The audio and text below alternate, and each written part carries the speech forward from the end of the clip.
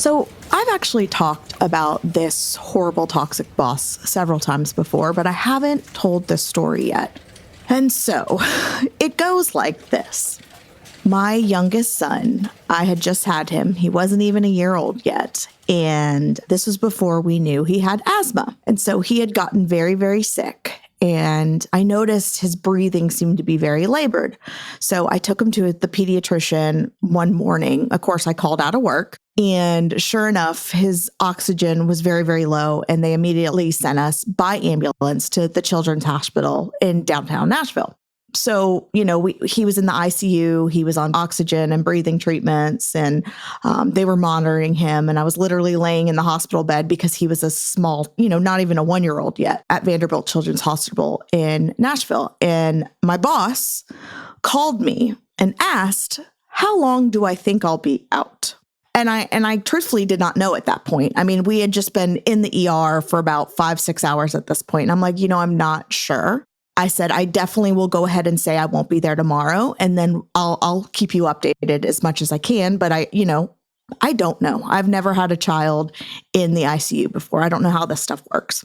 So that was fine. She called me back not even 30 minutes later. And she asked if my husband could stop by on the way to the children's hospital, because he was at work, and pick up my laptop.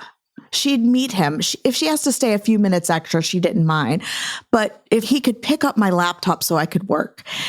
So sure enough, my poor husband goes to my job, where she sent one of my coworkers to the elevator to hand, not even her, not even well wishes, hand my laptop to my husband so I could work in the hospital. Fuck that. Please keep in mind, my job, nothing was earth shattering. Like, there was nothing that couldn't have been handled when I got back.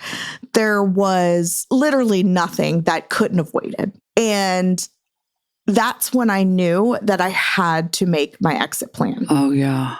I mean, obviously, I wasn't going to do that right there in the hospital with my child who is clinging to life. But I could not believe that the fact that she couldn't even come out to my husband and hand the laptop to him, but she sent a coworker. And like I said, I've had many stories about her and how awful she was, but I vowed from that moment on, and this, he's almost 7 now. So this was a good almost 6 years ago. I was like, I will never be like her. I will make sure I'm never like her, but I will make sure that I am teaching every leader that I have the possibility to not be like that. Because what was more important in that moment was my son, and she should have known that. And I am a very hard worker, and I probably would have tried to come back as soon as possible. But the fact that she had my husband pick up my laptop, just, fuck her. Yeah. I mean, that is audacious. And when she called the first time, did she ask you how baby was doing? Yeah. I mean, she was like, is he okay? And I'm like, yeah, I mean, he's not great. His blood oxygen level's up. He's not blue. Oh my God. But they're keeping him and monitoring him. Like I said, I know that I'm probably not going to be there tomorrow because I'm not sure when we'll be able to be discharged. I'll keep you posted as I can. Oh my gosh. I could jaw on floor. What a bitch. What a terrible, terrible person. Poster child of a toxic leader. Wow. I know. And see, wow. I've always wanted to share that story, but it's not a happy one. My son is fine. And now he has several different inhalers, and he has a breathing machine, and thank goodness we know how to monitor it now, and it's all good. But I swear, if I saw her, I luckily have not seen her since I quit.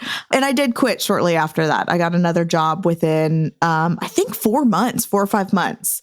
So I wasn't there too much longer. But if I ever saw her, I swear to God, I'd probably want to throat punch her. She sees you, though. I know she sees you. I hope she sees me. Oh, yeah. Shame on her. Shame on her. But I know it's not a happy story, but it's one with a really good lesson. And I could not imagine the fear you must have felt to have been in the hospital with your baby in the ICU and see that phone call and be compelled to answer it. Yeah. Because I was terrified. Think about that, like the environment she had created. Absolutely. So, Right. which is so cruel, on the employer's part, on her part, for creating that environment to where you felt compelled and obligated and required to have your husband go by your workplace and get your lap. You know what I'm saying? Like, shame on her for instilling such fear and control. And, because if you're listening from outside of the US, just FYI, we can lose our jobs in 2 seconds, for zero reason, no protections here in the United States, so very few, right? And so, yeah, you answer the call. A lot of the times you answer the call. Now, what I'd share with people is, gosh, don't as much as you can, like, please, like, don't, let them think about what's going on if you're in that emergency situation. But that is heartbreaking, Jamie. Like, that is #trauma. I mean, damn. Really, it should not take situations where you see the absolute cruel, poor leadership to help you understand how to be a good leader or how to advocate for yourself in the workplace, or to realize, like, wait, I have gone way past the point. But so often that's exactly what happens. It's those extreme examples that you all of a sudden realize, what have I sacrificed for so freaking long? And why have I done that? And a lot of it is self-preservation and fear. So if you're listening to this, think about how you do that. Listen to our episode on boundaries and how you can, that we have, that talking about that. If you search HR Besties boundaries, we talk about these things. But also, if you're a leader, you likely have fear as well sometimes, and you're worried about your own boss. And so you have to be able to take a stand and know there are times, like, Jamie, even working, what kind of work are you going to do in the people space when you're out of your mind with your son there? So, like, it's not even productive. Exactly. It's not even good to have people work in that condition. So, and because I guarantee you, Jamie, every coworker knew this was happening. Nobody wants to work with you if you're a leader like that. Like, we do learn from and develop and grow and evolve from trauma and abuse, but we should not have to grow that way. There are much kinder, wonderful ways to grow, evolve, and transform, so shame on her for doing that. I'm no tech genius, but I knew if I wanted my business to crush it, I needed a website now. Thankfully, Bluehost made it easy. I customized, optimized, and monetized everything exactly how I wanted with AI. In minutes, my site was up. I couldn't believe it. The search engine tools even helped me get more site visitors. Whatever your passion project is, you can set it up with Bluehost. With their 30-day money-back guarantee, what have you got to lose? Head to Bluehost.com to start now. This time of year, every cat is an indoor cat, and when it's freezing outside, I'm an indoor human. If there's one thing that can really stink up being stuck inside, it's the dreaded litter box. Don't let that nasty smell ruin your winter wonderland. Switch to Pretty Litter like I did. Pretty Litter's non-clumping formula traps odor and moisture. Its ultra-absorbent, lightweight, low dust, and 1 6-pound bag works for up to a month.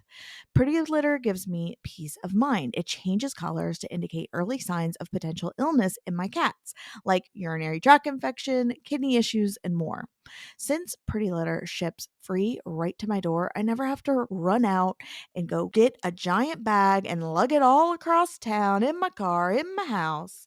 I personally love how Pretty Litter is low dust. With multiple cats, we tend to change the litter quite frequently. With Pretty Litter, we don't have to. And I don't have a giant cloud of dust in my face every time we have a litter change. Indoor cats and indoor humans agree.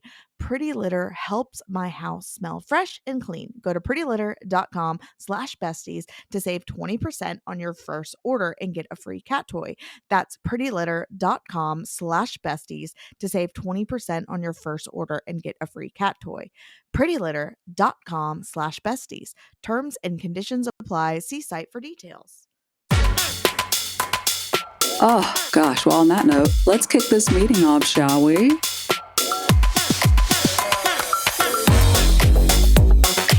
Gosh, quick agenda. Thank you so much, Jamie, for that hot goss. And that was piping. That was piping hot tea right there. Oh, my goodness.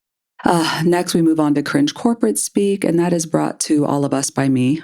So I'm going to cover that today. And then we will pivot into our meeting hot topic, and just an awesome surprise for you all, for those that miss our Friday happy hours. we're going to do a special hot topic. So kind of a little happy hour flair here, a little feel. But we're going to go through some hot topics because holy, like there's some shit going on, isn't there? And we sure do hear all of your emails, comments, DMs, you name it. And so we're going to cover a handful of those things. And then as always, we're going to shift into our questions and comments. How's that sound, ladies? Sounds great. Good meeting, isn't it? It's solid. I should have sent out the agenda before. Apologies. You don't need to. I know it's coming. And it's so in a world where what can you count on? You can count on this agenda. And again, that warm blanket of comfort. Mm-hmm. Warm hug. Oh, gosh. So a little cringe corporate speak. And it kind of fits with the story, actually, Jamie, in my opinion. Kind of sounds like something that toxic boss might have said. But heads are going to roll. Have you all heard that? Yes. Heads are going to roll. Oh, gosh. So for those that have never heard that, God, I'm happy for you. But I have heard this probably way too many times in corporate America from an overzealous, anxious, narcissistic leader. But heads are going to roll means, hey, if we don't get this shit straight, if we don't deliver, if we don't do whatever it is we're aiming to do, man, people are going to frickin' pay.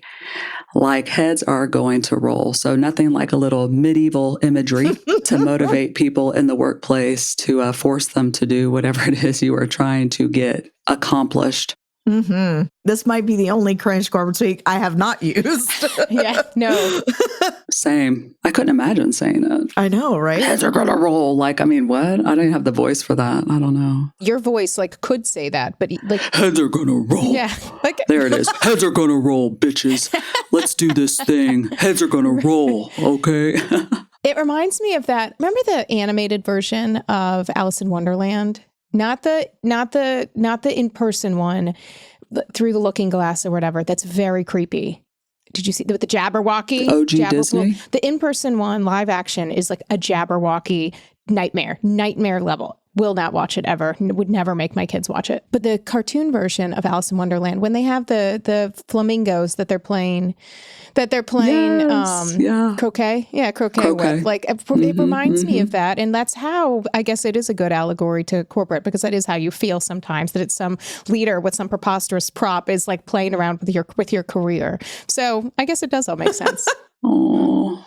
And heads are rolling. Those little, what are the hedgehogs or whatever? Hedgehog, porcupine, whatever they are. I don't know. Alice in Wonderland, fun fact, my favorite Disney movie of all time. Just really? Wow. Mm-hmm. Hashtag only child shit. I thought I was Alice. Well, I mean, you are tall. You did grow like that, like the magic potion. I'm the my gosh. Like I licked the thing. I'm the reverse version. Jamie and I are, if you shrink us back down, we're shorties.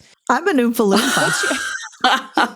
Her photographer. Wrong movie, but wrong genre. Same whimsical feel. What's your favorite Disney movie, Jamie? I wasn't really much of like a Disney child. No? Oh my God, I was. I don't know. I really liked Sleeping Beauty, to be honest. And I know that was like older, but that was probably in classic. Little Mermaid. Oh yeah. Who doesn't love Ariel? Sleeping Beauty, probably in Little Mermaid. I used to always see the like in the VHS. Why am I whispering? I know. like the naughty parts, like Lion King, like of that genre when we were like in like I don't know. I thought you meant the phallic castle on Little Mermaid. Yeah. Yes, on the cover, or like where the priest's wiener is popping in that one part.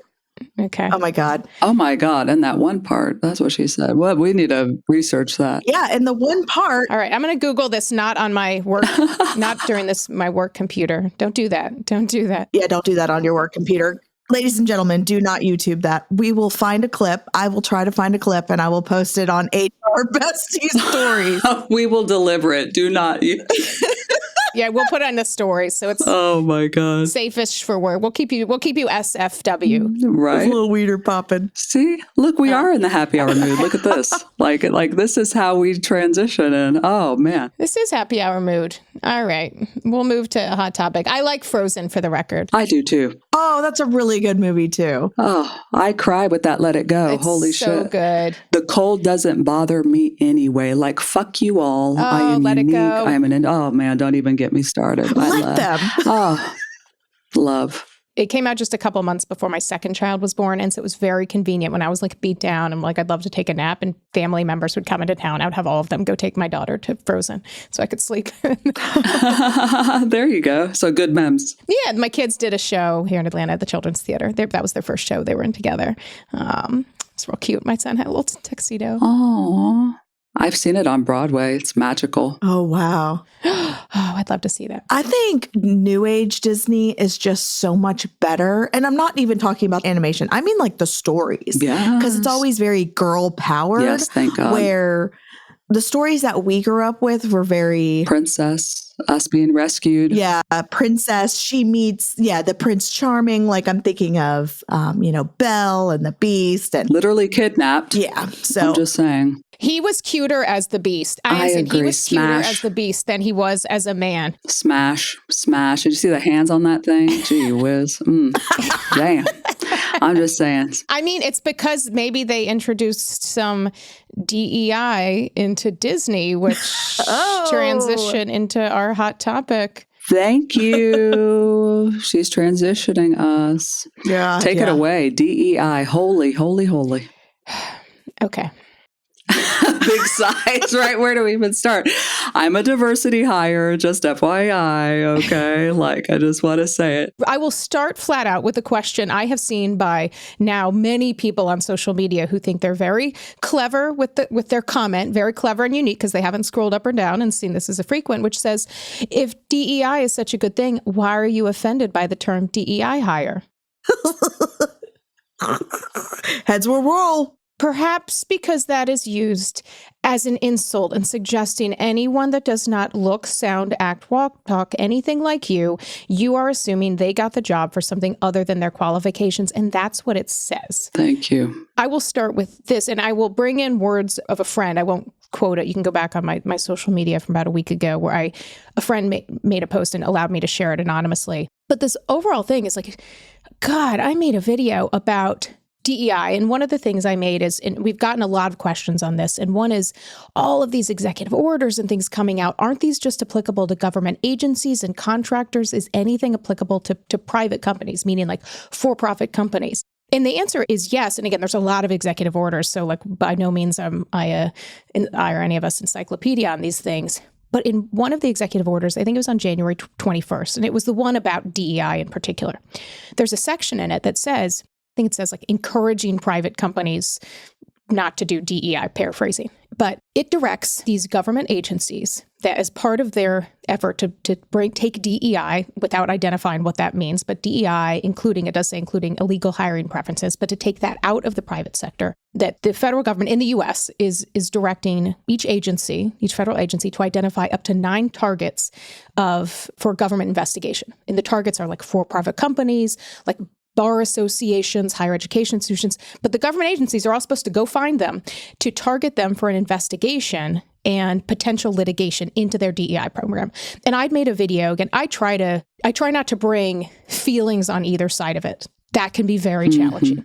But I try to bring this objective approach to just try to give information, like a little peek behind, because that's one of the reasons I think you're seeing some of these companies, like speaking of Target, Amazon, Google, walk back so publicly these DEI programs, whether it's a press release or a letter to employees, but that you're seeing them like saying, like, we're not doing this. Like, so they're not just doing away with it, but they're making this announcement about it. And I said, I think it's because they're trying to avoid an investigation, because even if what they think they're doing is not illegal, they don't want to be the subject of it. Targets. And have on like, Costco, or who's basically inviting that investigation to come in.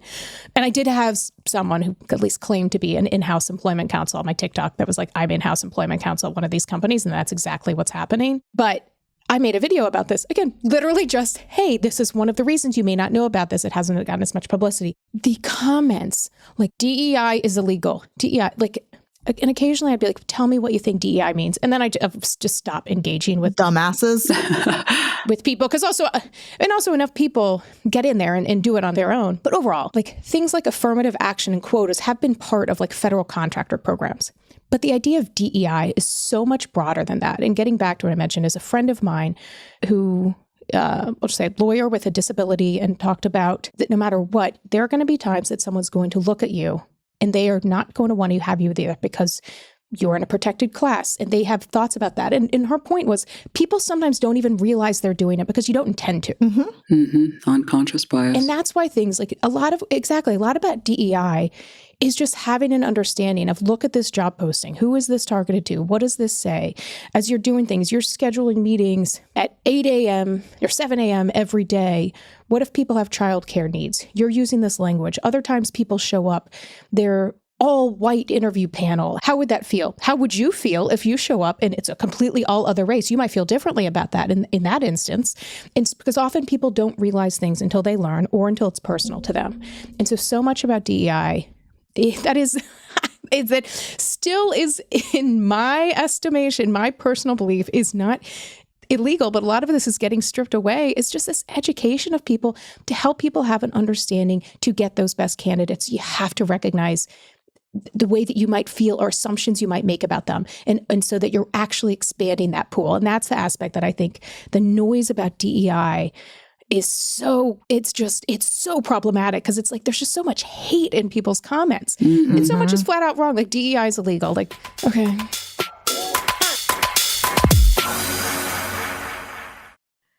If you have young kids like me, and a new year isn't just another year, it's another chance to go on an epic family trip, maybe a round of best themed birthday parties, and dare I say, another year closer to getting a phone. But the power of phones today makes me extremely nervous. I love the idea of being able to reach my children at any given time, but the thought of them having a phone with like infinite search capabilities scares me. Yet Gab, there's a less nerve-wracking way. Gab is a leader in safe phones and watches for kids, teens, and tweens. With no social media apps, no internet browsing, and GPS tracking, Gab devices were built specifically to keep kids and teens safely connected. Gab phones have all the features kids actually want, like Gab Music app, which lets kids stream clean music. For older kids, there's a Gab Phone 4 Pro with hundreds of vetted third-party apps that can easily be installed at your discretion. Kids also get unlimited talk and text with Gab Messenger, the first messaging and video calling app designed with kids' safety as a priority. Gab phones and watches are built with smart filtration that proactively blocks harmful content before it ever even reaches your child. My youngest has the Gab watch, and he loves that he has big kid technology, and I love that he's safely protected from the big wild world. I can't recommend Gab enough. It is the most responsible way that I have found for parents and kids to embrace technology together. And right now, Gab is offering $25 off any device with no contract required. Just go to gab.com/HRBesties to get started. That's Gab, GABB.com/HRBesties. Gab.com/HRBesties. Terms and conditions apply. From ADT comes Trusted Neighbor, the new standard in home access. Through the ADT Plus app, easily grant and automate event-based or scheduled access for neighbors, friends, and helpers. Notify trusted individuals of events like alarms or packages, and set access windows for planned guests or even the dog walker without interrupting your day. Visit ADT.com. When every second counts, count on ADT. Requires ADT Complete Pro monitoring plan and compatible devices. Copyright 2025 ADT LLC. All rights reserved. Well, Ashley, I mean, that's the thing, is that you're coming from your background, your experience, logic, a place of competence, education, whatever, And what's fascinating is, the three of us and hopefully our listeners, we understand the gravity of DEI, its benefits to an employer. Like you said, Ashley, expanding talent pools so that we can get the highest quality candidate. Like we get the benefits. We've seen it in action when it works. We know that it's not illegal hiring practices, right? Or us targeting a certain segment of people or whatever, right?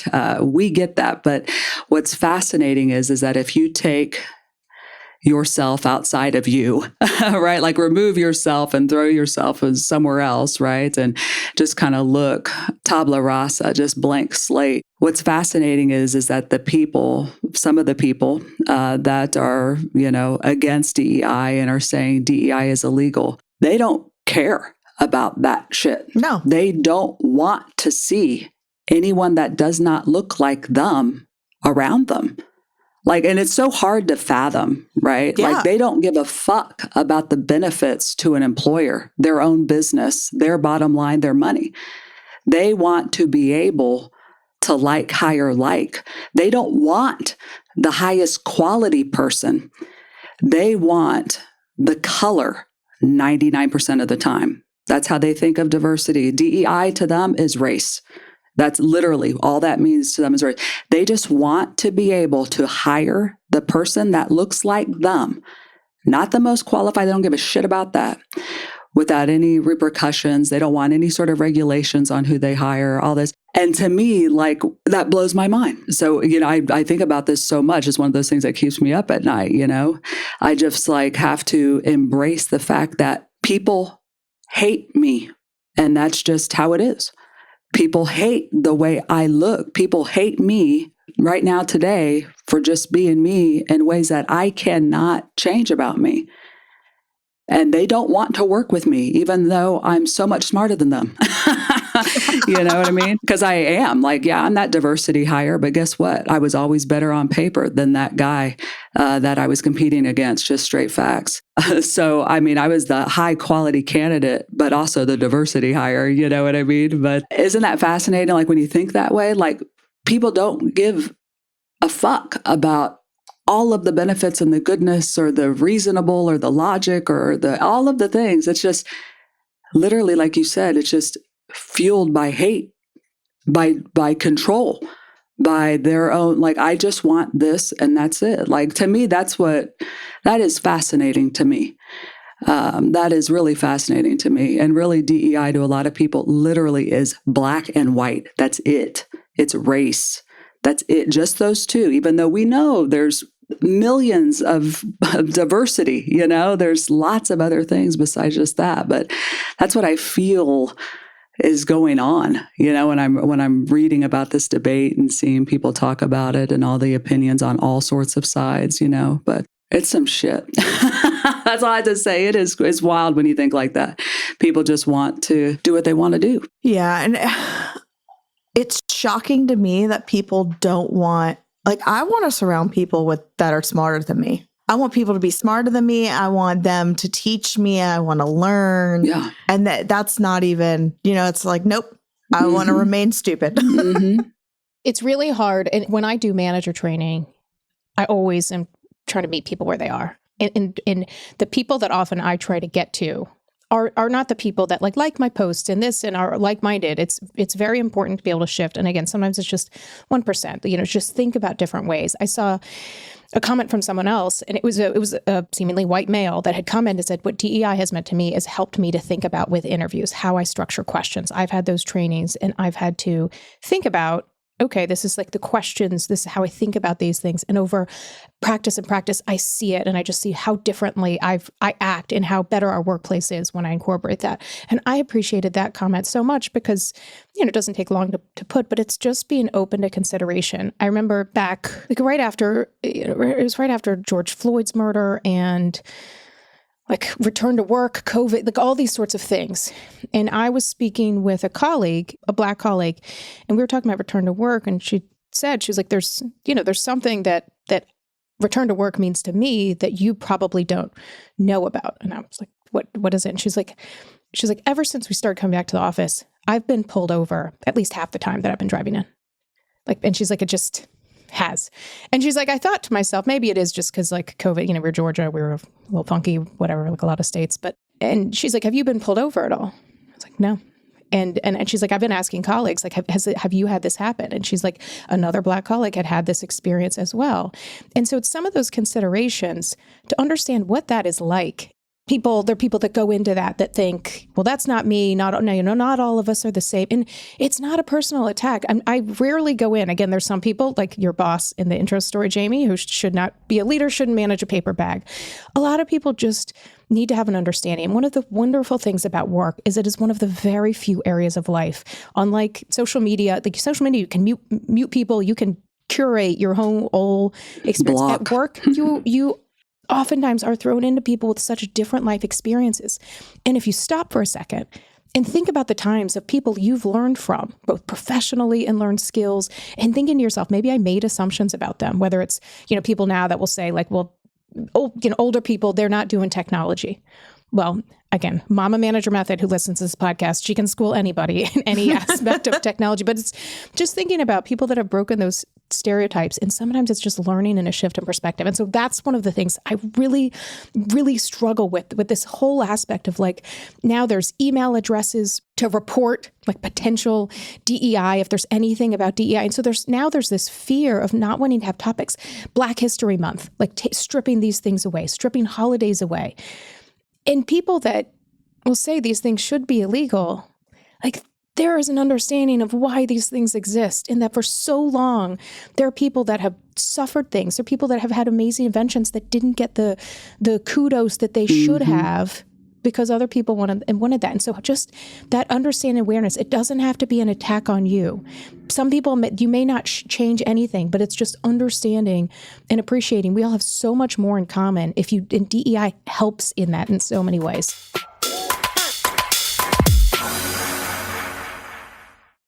Stop doom scrolling and start dream scrolling. I just got back from a vacation, and that means that I envision my life there. But I don't just think about it. Like, I pretend I'm going to live there and look up real homes on the Redfin app. As it turns out, I'm not going to be buying a beautiful ski-in, ski-out house in Colorado. But it's fun to play as a game. I'll challenge my friends. If you won $100 million in the lottery, what would you buy? And get out the Redfin app. But you can actually use it for a game or for your real searches when you're looking for your next place. I actually do call it dream scrolling. And you can call it home scrolling or whatever. But whether you're looking to buy or rent your next place, you need the Redfin app. Redfin makes it fun to search all the homes and apartments in your neighborhood. And if you find a place you love, Redfin makes it easy to go see it in person. Just schedule a tour right from the app. Plus, if you're looking to sell, Redfin agents know how to get you the best price possible because they close twice as many deals as other agents. And with a listing fee as low as 1%, Redfin's fees are half of what others often charge. So whether you're looking to buy, rent, or sell, download the Redfin app to get started. I've talked about how I'm trying to focus on my health, so I've been working out more. But as everyone knows, it's not just exercise that matters. It's also diet. So I've been doing things like meal planning. But I also like to find things to have between meals, like a snack. And I don't want to do something that I'll regret or something that'll undo all of the work I've done the rest of the day. So I thought, what about some of those bars? But did you know that most health food bars today contain as much sugar as a candy bar? Sad but true. So you may be thinking, should I just have a candy bar? No. Paleo Valley has changed the game with their mouth-watering superfood bars. They're crafted with organic superfoods, plus the Paleo Valley gut, joint, and skin-supportive grass-fed bone broth protein. All in all, it helps cultivate optimal health and sustained energy no matter where life takes you. They have 4 delicious year-round flavors. Most recently, I've had lemon meringue. I'm about to try a red velvet cake. And in the fall, I'll be having the seasonal pumpkin spice bars, so don't forget it.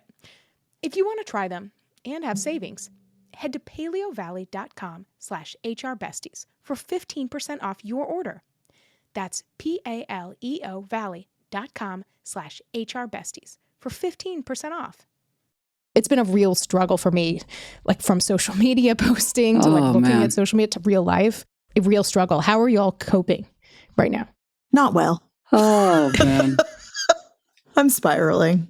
I'm crashing out, as the Gen Z would say. I'm good because meds. I'm good because I'm leaded.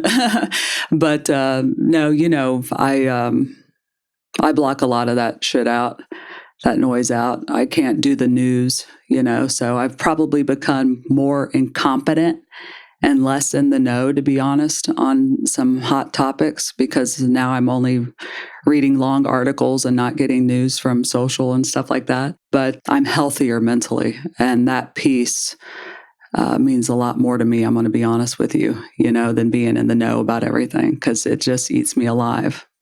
Because people are dicks.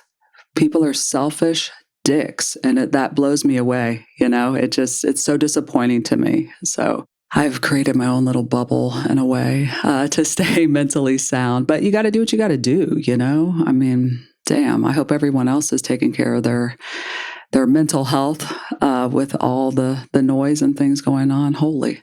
Well, knowing where you find resources, everyone I know that works in the U.S. federal government or has a relative that has, I've heard from them, what resources?